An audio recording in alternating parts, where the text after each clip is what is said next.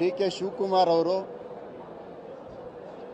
Commissioner Dayanand ಅವ್ರ ಜೊತೆಯಲ್ಲಿ ಮಾತಾಡಿ ನನ್ನ ಮೇಲೆ ಒಂದು ರೇಪ್ ಕೇಸ್ ಕಂಪ್ಲೇಂಟ್ ರಿಜಿಸ್ಟರ್ ಮಾಡ್ತಾರೆ.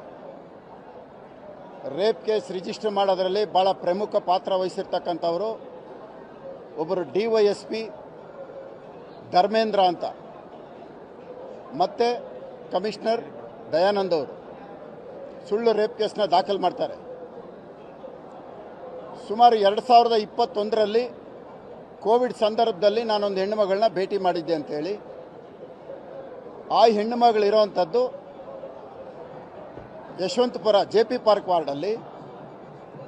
2024ರಲ್ಲಿ ರಾಮನಗರ ಡಿಸ್ಟಿಕ್ಕು ಕಗ್ಲಿಪುರದಲ್ಲಿ ರೇಪ್ ಕೇಸ್ FIR ಆಗ್ತಾರೆ. FIR ಆಗ್ದಂಥ ಸಂದರ್ಭದಲ್ಲಿ ಕೋರ್ಟ್ ಹತ್ರ ಬಂದು ನನಗೊಂದು ವಕೀಲರು ಮಾತಾಡ್ತಾರೆ, ನೀನು ರಾಜೀನಾಮೆ ಕೊಟ್ಟರೆ ಅಟ್ರಾಸಿಟಿ ಹಾಕಿದಾಗ ನನ್ನ ಕೋರ್ಟಿಗೆ ಪ್ರೊಡ್ಯೂಸ್ ಮಾಡ್ತಾರೆ. ಅಟ್ರಾಸಿಟಿ ಹಾಕಿದ ಕೋರ್ಟಿಗೆ ಕರ್ಕೊಂಬಂದಾಗ ರೇಪ್ ಕೇಸ್ ಹಾಕಬಾರ್ದು ಅನ್ನಂಗಿದ್ದರೆ ನೀನು ರಾಜೀನಾಮೆ ಕೊಡಬೇಕು.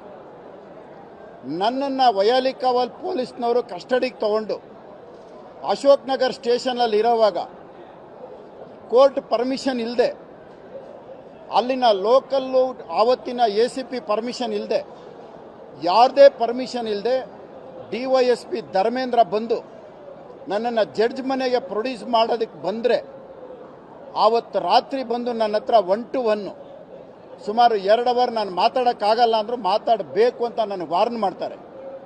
ವಾರ್ನ್ ಮಾಡಿ ರೇಪ್ ಕೇಸ್ ಹಾಕಬಾರ್ದು ಅನ್ನೋಂಗಿದ್ರೆ ನೀನು ರಾಜೀನಾಮೆ ಕೊಡಬೇಕು ಅಂತ DYSP ಧರ್ಮೇಂದ್ರ ಅಶೋಕ್ ನಗರ್ ಸ್ಟೇಷನಲ್ಲಿ ನನ್ನನ್ನು ಹೇಳಿದ್ದಾರೆ. ಅಲ್ಲಿನ CCTV ಫುಟೇಜ್ಗಳು ತರ್ಬೋದು, ಅಲ್ಲಿನ ACP ಅವ್ರನ್ನ ಕೇಳ್ಬೋದು.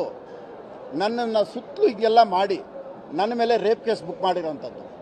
ನಾನು ಇವತ್ತಿಗೂ ಅದನ್ನೇ ಹೇಳಿದ್ದೀನಿ ಹೌಸಲ್ಲಿ, ನಾನು CBI ಕೊಡಿ, CBI ತನಿಖೆ ಮಾಡಿಸಿ, ಇದರಲ್ಲಿ ನೇರವಾಗಿ ನನ್ನ ಮೇಲೆ ರೇಪ್ ಕೇಸ್ ಹಾಕಿರೋದ್ರಲ್ಲಿ ಡಿ.ಕೆ. ಶಿವಕುಮಾರ್ ಮತ್ತು ಡಿ.ಕೆ. ಸುರೇಶ್ ಅಂತ ಸ್ಪಷ್ಟವಾಗಿ ಹೇಳ್ತಾ ಇದ್ದೀನಿ.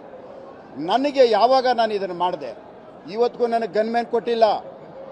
ನನ್ನ ಮಸಿ ಬೆಳೆಯೋದಕ್ಕೆ ನನ್ನ ಮುಖಕ್ಕೆ ಕ್ಷೇತ್ರಕ್ಕೆ ಹೋದರೆ 5 ಲಕ್ಷ, ಬಟ್ಟೆ ಹೊಡೆದ್ರೆ 5 ಲಕ್ಷ, ನನ್ನ ಬಟ್ಟೆ ಹೊಡೆದ್ರೆ 5 ಲಕ್ಷ, ಎಲ್ಲದಕ್ಕೂ ರೇಟ್ ಫಿಕ್ಸ್ ಮಾಡಿದ್ದಾರೆ.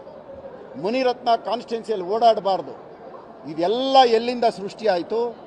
ಒಂದೇ ಕಾರಣ, ಪಾರ್ಲಿಮೆಂಟ್ ಎಲೆಕ್ಷನ್ ಆದಮೇಲೆ ಡಾಕ್ಟರ್ ಮಂಜುನಾಥ್ ಗೆದ್ದ ಮೇಲೆ 1 ಲಕ್ಷ ಲೀಡು ರಾಜರಾಜೇಶ್ವರಿ ವಿಧಾನಸಭಾ ಕ್ಷೇತ್ರದಲ್ಲಿ ಬಂದ ಮೇಲೆ ಆವತ್ತು ಡಿ.ಕೆ. ಶಿವಕುಮಾರ್, ಡಿ.ಕೆ. ಸುರೇಶ್ ನನ್ನನ್ನು ಈ ರೀತಿ ಮಾಡೋದಕ್ಕೆ ಶುರು ಮಾಡಿದ್ದು.